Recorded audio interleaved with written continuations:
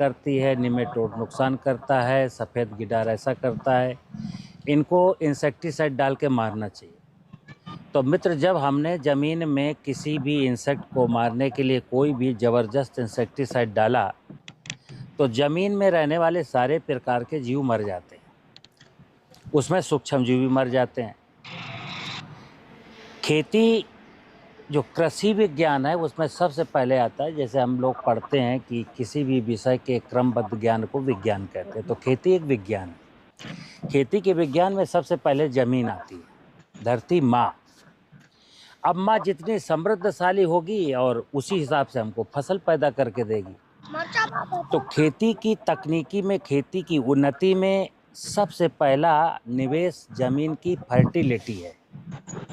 लेकिन पिछले 50, 60, 70 सालों से देश में कोई भी ज़मीन की बात नहीं करता। उन्नतशील बीज बेचना चाहता है, फर्टिलाइज़र बेचना चाहते हैं लोग, माइक्रो न्यूट्रिएंट बेचना चाहते हैं लोग, और किसान को पेस्टिसाइड बेचना चाहते हैं लोग।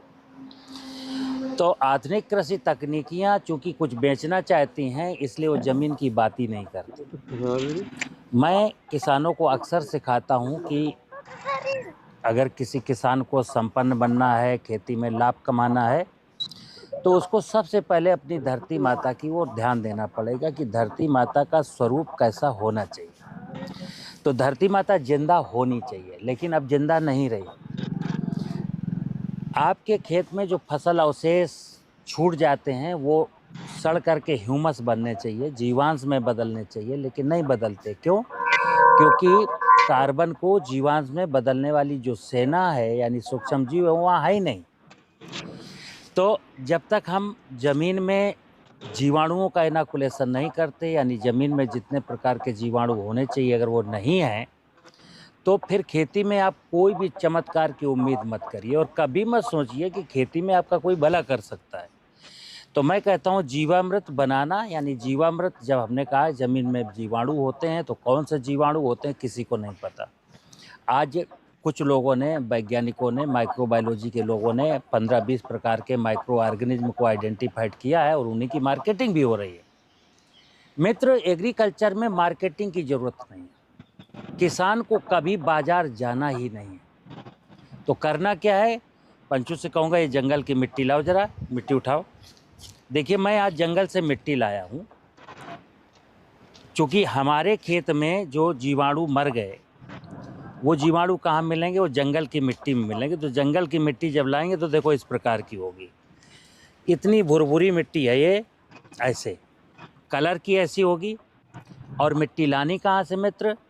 चूँकि बहुत सारे लोग कहते हैं मैं साहब जंगल से ले आए। हमने कहा जंगल में कहाँ से ले आए? बोले जंगल गया था साहब, बस फावड़ा लेके खोद लाए। हमने कहा नहीं, जंगल में ऐसे स्थान पर जाइए, जंगल में लो लैंड एरिया में जाइए, निचले स्थान पर, जहाँ ढेर सारे, किसी पेड़ के नीचे ढेर सारे पत्ते पड़े हों। जैसे कहूँगा ये पत्ते दिखाओ जरा, ये इस प्रकार के जहाँ पत्ते पड़े हों, हालांकि मैंने तो झाड़ के फेंके हैं ये, लेकिन इस प्रकार के पत्ते पड़े हों, पत्तों को हटाइए और पत्तों के नीचे आपको बिल्कुल हाथ से ऐसी मिट्टी मिलेगी कि आप हाथ से बटोर लें। तो अब मिट्टी कितनी लाएं? मिट्टी उतनी लाएं जितनी आपके पास ज़मीन हो। जैसे आपके पास 10 एकड़ ज़मीन है तो ज़्यादा मिट्टी लाएंगे, 5 एकड़ ज़मीन है तो कम लाएंगे, 2 एकड़ ज़मीन है तो और कम लाएंगे। पहला, खेत कितना है। दूसरा, हमको ये जीवामृत कितने जल्दी बनाना है। अगर हमको 200 लीटर जीवामृत बनाना है और 20 दिन में बनाना, तो 25 किलो मिट्टी ले आइए। टाइम आपके पास पर्याप्त है तो थोड़ी कम मिट्टी ले आइए। तो ये मैं जैसे करीब 15 किलो मिट्टी लाया हूँ और मैं 200 लीटर जीवामृत बनाऊँगा। तो क्या करूँगा कि ये मेरे पास पानी है, ये ड्रम 180 लीटर इसमें पानी भरा है, ये पानी भरा है। अब हम इसमें ये मिट्टी डाल देंगे। पंचू इसमें मिट्टी डाल दो धीरज से।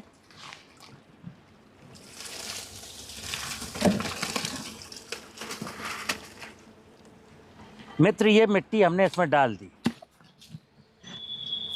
अब मिट्टी पहले डाल सकते थे, बाद में पानी भर सकते थे। पानी पहले भर दिया, बाद में मिट्टी डाल दी, एक ही बात है। और इस मिट्टी को हमने इस डंडे से हिला दिया। हिलाओ पंचू, ताकि ये मिट्टी घुल जाए। ठीक है ना, थोड़ा सा हिला देना है। अब हम क्या करेंगे, अगर हमको 200 लीटर जीवामृत बनाना है तो ये चूँकि 225 लीटर का ड्रम है, तो इसमें 200 लीटर यहाँ तक पानी भरा है। इसमें टोटल 28 किलो चीनी डालनी होती है। 28 किलो चीनी चाहे एक बार में डाल दीजिए, चाहे 28 किलो चीनी 3 बार में डाल दीजिए, चाहे 2 बार में डाल दीजिए। अब जैसे मिट्टी